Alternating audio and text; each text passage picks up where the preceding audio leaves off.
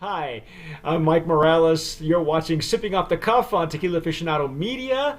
I'm here in San Antonio, and that young man over there is. Rick Levy in San Diego. And Rick, I was surprised that the Nick Fury of tequila decided to send one of these to both of us. And first of all, we feel very, very proud to have these. We're honored. Very honored. Of us. We are going to have Fuente. Am I saying it? The new harvest The line. new Fuenteseca. Cosecha. The Cosecha. This is if you notice, the Cosecha means harvest. So the idea, yeah, I know, isn't that beautiful? Look at this box. I had to put my box back together after I received it. Really, what happened? Did you break it? Yeah. Well, I guess our delivery services here aren't the most careful. They sound like ours here in Texas. It's really beautifully emblazoned, with the Fuenteseca mark, and this is coming from, it's a single estate, and some of you may or may not have already read about this beautiful iteration from the distillery that brings you right now T1 and a lot of the other beautiful. Enrique Fonseca.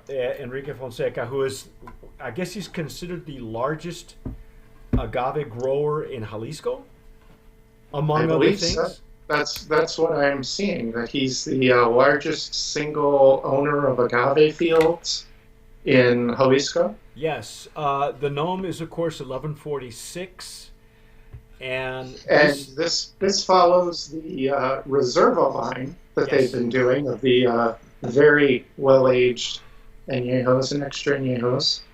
This is a vintage Blanco, and this is one of the few tequilas that is really pursuing the idea of vintage. If you see here, this was distilled in 2013. This is the 2013 vintage or harvest, and which is what the word cosecha means. And it's a beautiful ticketed. This label is just very nice. It's just raised. All the information you want is on there. Handmade paper. Yeah. Signed by the maker, obviously, and the master distiller. Individually numbered bottles. Yeah. What number did you get? I have 1093. 1093. Let's see what I have here. I have. Is this what you were reading? This number right down here? Yeah. Okay. Well, mine is 1345. So yours is a little bit earlier than mine. Yours is a bit fresher. If you squeeze it, you'll be able to tell. It's been sitting in a stainless steel vat since 2013, and then they bottled it in fall of 2016. So it's going to be fully oxygenated, oxidized. I'm again. We were shocked. We did not expect this from Jake Lustig, the cell. Well, we have dubbed him the Nick Fury of tequila because he has just he's curated this beautiful line of these lines. He's behind the Artenom line. Yes. Well, also the Don Amado Mezcal as well. He's really just everything that we're getting from him is first-rate artisan, small batch. First of all, just to show you, we had to undo this. This is dipped in wax, so there's you really have to be careful when you. I haven't opened mine yet. Okay, well you go ahead and open yours because it's not going to come off as nicely as you think it will because it's wax. I'm gonna make a fool of you here. I think. Are you really? Well, it wouldn't be the first time. This is lovely presentation. It had a beautiful write-up in fact, let me find it for you. It was beautifully written up in the K&L Spirits blog. Yes, K&L Spirits. They Yeah, David Driscoll. Dave He Driscoll. has, I went looking for information on this. There's some information on the Fuenteseca website, and then there was some information on the Haas Brothers site where Jake is. They're the importers for the Fuenteseca line. And but really, David Driscoll, he interviewed Enrique and had lots of great information, and he can't say enough good things about this. It was a really interesting read. Yeah, it was well. His articles are just, they're always stellar anyway, and his flavor notes are the way he compares it to wine, really nicely. So anyway, we've got some plenty of information on this, but I'm going to join you. Here's what I'm going to do. And I'll just be. You may have seen me use these before. These are prototypes that we're working with Chisholm Trail Craft Glasses, and these are prototypes for tequila and mezcal that we're working with a gentleman by the name of Romeo Ristov. And you're going to use your Bormioli. I have my Chisholm Trail Bormioli tonight. Yeah, you'll see Rick with these very shortly, by the way. So yeah, I also have the Rito and the Stossel here as well. Yeah. So that is going to provide me with a range of shapes, because I really want to be able to pull out whatever I can on this. So it'll be interesting to see if I'm getting, different notes off these different shapes. Well, I'm going to be using the prototypes to see what's going on. You can see one holds a little bit more than the other, and like I say, Rick will be getting these prototypes shortly. They're very easy. I've used them for mezcal. Okay, just to let you know, I've been experimenting and practicing with these glasses, but I have yet to use them with a tequila. And I thought tonight might be this would be a good quality tequila to try, these new prototypes. So I'm going to, we're just gonna pour and go. Let's just pour and go. This is actually at a higher ABV. It is at 45.7% alcohol by volume, so it's a little bit higher than usual. The cork is synthetic. So, and it seals very nicely. Again, it comes sealed in wax, so you're no danger of spillage or anything like that, except maybe, as Rick mentioned, your box may get a little damaged, but nothing happens to the bottle. So let's see what we got here. Pour a little bit in there. Let's see what we got. And so this is really, there's a lot of buzz about this tequila, because it apparently has the potential to really raise the bar in terms of the new trend in single estate tequilas. This is really focused on terroir. Enrique has so many fields to work with. Apparently he went around and did dozens of different distillates, focusing on specific fields of agave in his various estates, and I guess he decided this one was the best of the lot for the first batch, and apparently what he was trying to go for was the field is called El Maguey. It is about a mile and a half south of Atotonilco. And apparently there's a small mountain nearby, or a medium-sized mountain, that protects that canyon area from the colder weather that would come from Los Altos. And that keeps the agaves in more of a temperate to subtropical climate. There's also banana and coffee trees that grow nearby. Oh, well, there you go. This is the altitude is, for those of you that follow these types of statistics. The altitude's up 5255, 5,255 feet above sea level. So it is a little bit, a mile high and plus. So let's see what we get. Let's see what we're getting with this. Wow. Oh, what a, for as high an ABV, the nose is rather subtle, wouldn't you say? Yeah. Now Well, wow. it's been sitting in a stainless vat for 3 years too, so it will have had time to just round out a bit just by just settling down. Yeah. Mm. Wow. You can note the alcohol from the higher ABV, but it doesn't call undue attention to itself. No, it's not offensive at all. It's not. In fact, it almost adds another layer of the complexity. It's really kind of weird. Sometimes the alcohol will get you, especially anything that's sealed in wax, but not in this case. I am picking up baked notes.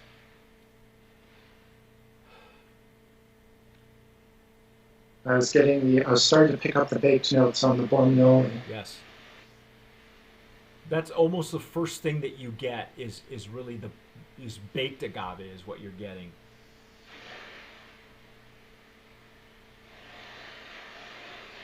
Wow. You might be getting a little bit of fruit, like some brighter notes off the riedel. Did you pour several, or did you just pour one into the other? No, I've poured several. I poured Okay. the riedel, I poured right. the Bormioli, and I poured the Stossel.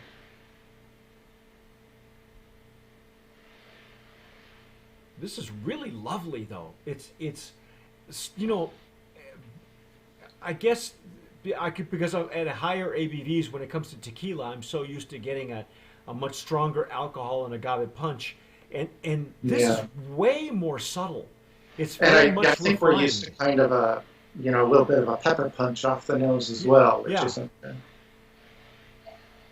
But it's just, oh my gosh, just the agave, just the baked agave alone is really enchanting. Mm. Wow.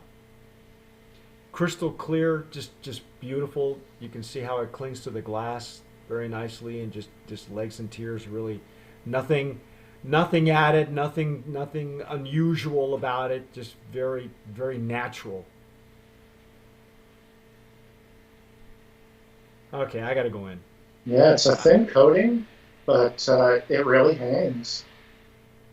Yeah, It's it's very tiny tears and pearls, very small. and In fact, I noticed that very the bubbles elegant. don't last very long in the glass in the bottle either. I kind of like to shake it up a little bit, and you have a uneven dispersing of bubbles, and then it just kind of disappears. So it's not shampoo like some mezcals are, but it's not supposed to be. So Yeah, and you'll get more bubbles at higher ABV, and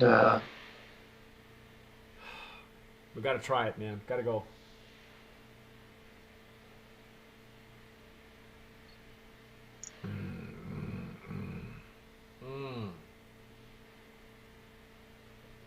Wow. Oh, pepper on the finish. yeah, Pepper mid palate and on the finish. Did you get that? Wow. Wow. yeah, big pepper rolls into the finish. But It it's comes sweet in on the on intake getting though.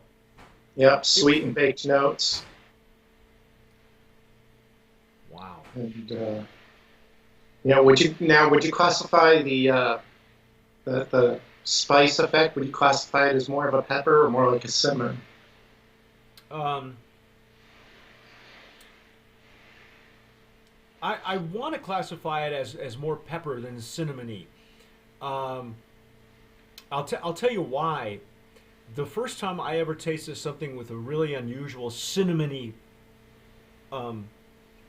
flavor profile was when I had Charbet, which is produced at La Alteña, but that's Arandas, and I'm not sure how they managed to get that flavor profile that cinnamony, because I've only had it maybe once, maybe twice in some tequilas, and you know, coming from La Alteña, you know, it's just the distillation in the agave. That's it. That's all there is. That's all the reason. I don't. And 1146, the distillery there is called Tequila. I'm sorry, my gringo's kicking in. The Tequilena on this one, yeah. The Alteña, like I say, Chardonnay was the one that I have, the cinnamony. This doesn't take to me, it doesn't have that cinnamony, but it has a pepper. But is there more cinnamony to you though? I think the flavor I'm getting is more of a pepper, but the sensation is almost like the sensation you might get from like a Red Hot or something like that. Yeah, it is. But it doesn't. It does not tasting like Red Hots. No. It's a very lively, you know, peppery. Yeah. You know, some pepper. It's almost effervescent. Yeah. Exactly. Yeah, it is very lively. It's not. You know, you and I in the last, in the last few tastings have had some pepper. You know, for instance, the Dos Almas at a higher ABV was a real strong pepper. But this is lively. Everything about this tequila, even at the higher ABV, is very refined. And it's not, like I said, it's not like what I'm used to having at higher ABVs. This is really, for the ABV, for the alcohol by volume, the effects are rather subtle. And like you said, it could be just because it's been sitting in a silo, for a while. I think it's a really good. I think it's a really good placement for the ABV. I don't know how they determined that, if they were going by flavor, if it worked out that way, or what the reasoning was. But I like it because it's not the full-on assault you get with a still strength like at 55. Right. But still, it gives you that extra agave presence that you might not get with a 40%. What I will say is this: for a higher alcohol by volume, not only are the notes and the effects much more refined, they're not. I'm not going to say subtle because that's not what they are. They're more refined, but everything about this tequila is about sipping. It's not about mixing. This is not something you want to put in a cocktail. You know, no. Do you know what the price point is on this one? It's rather pricey, isn't it? Yeah, it goes from 80 to 90 for the prices that I've seen. But it's worth every penny, though. This is really a fine sipping tequila in the strictest sense, and you wouldn't think some people are still of they're of the mind, or they come from the school, the paradigm that the Blanco tequilas are not necessarily sipping tequilas. They really are, and those from some of the states like this one's a fine sipping tequila. Yeah, and this really, this might be a new benchmark or a new inflection point in the direction of the industry. Before. There's a lot going on with, different cooperage and different things done with barrels and aging it. But really, I think what's happening now, the trend is really focusing on the fruit itself. And really... The microclimates also, I imagine that the next batch, he may probably already have it resting, comes from another estate, another huerta, as they call it, or another plot or another estate. I like the wording he uses in Spanish because, cosecha is considered harvest. It still has it still is running the trend of vintage, but the wording is much more. How do I say this? It's much more common and current and acceptable, I think, in tequila. Instead of saying, vintage, you can say it's a cosecha, it's a harvest. You know what I mean? It's much more physical. And instead of saying plot, there's no reason why tequila shouldn't have its own nomenclature as well. Exactly. Rather than having to borrow from wine. Yeah, exactly. Well, tequila for a longest time, for almost forever, has borrowed benefits from other from wines and other spirits.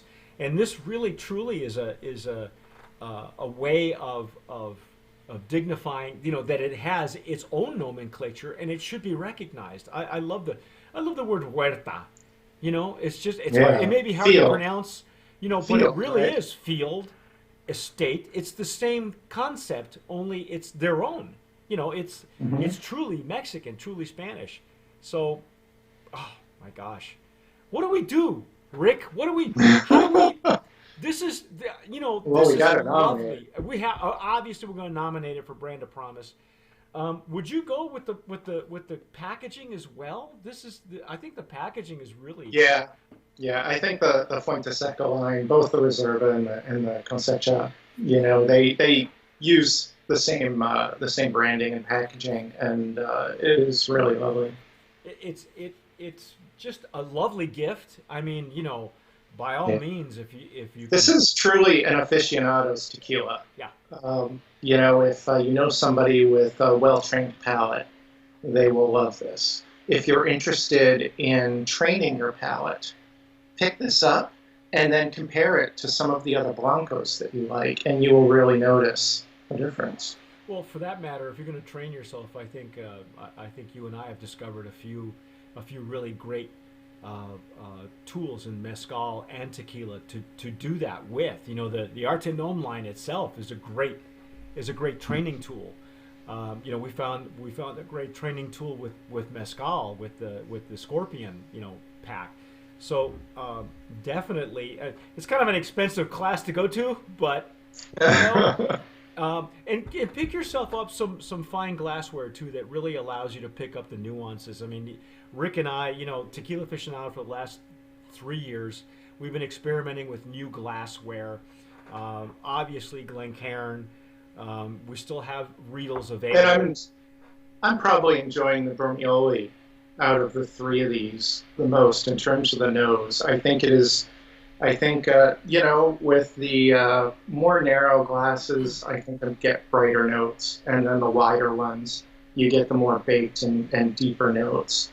And then I think with something kind of like this, I'm sort of getting the best of both worlds.